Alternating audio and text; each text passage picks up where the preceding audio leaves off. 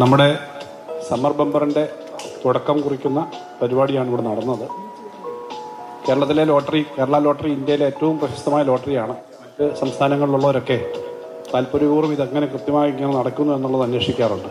ഏറ്റവും പ്രധാനപ്പെട്ട ഒറ്റ കാര്യമേ ഉള്ളൂ, ഇതിൻ്റെ വിശ്വാസ്യതയാണ്. കൃത്യമായ കാര്യങ്ങളാണ് നടത്തുന്നത്, പറയുന്നത് മുഴുവൻ സുതാര്യമായി ചെയ്യുന്നു. ഇതുപോലെയുള്ള നറുക്കെടുപ്പ് കൃത്യമായ അതിൻ്റെ സമ്പ്രദായങ്ങൾ ഗവൺമെൻറ് 100% കൈകാര്യം ചെയ്യുന്നൊരു സംവിധാനം എന്ന നിലയിൽ അതിൻ്റെ പണം സമ്മാനാർഹർക്ക് ശരിയായ തരത്തിൽ കിട്ടുന്നു.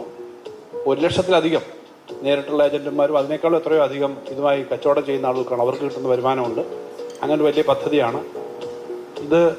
കഴിഞ്ഞാൽ തൊട്ടടുത്ത് നമ്മൾ ചെയ്യുന്നത് ക്രിസ്മസ് ബമ്പറിൻ്റെ നറുക്കെടുപ്പാണ്. 10 കോടിയാണ് സമ്മർ ബമ്പർ, 20 കോടിയാണ് ക്രിസ്മസ് ബമ്പറിൻ്റെ തുക.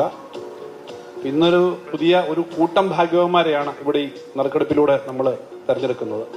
ഇത്രയും വലിയൊരു നറുക്കെടുപ്പ്, ഇത്രയും നല്ലൊരു വലിയ സമ്മാന ഘടന, 20 കോടി ഒന്നാം സമ്മാനം മാത്രമല്ല, രണ്ടാം സമ്മാനം ഓരോ കോടി രൂപ വീതമാണ്.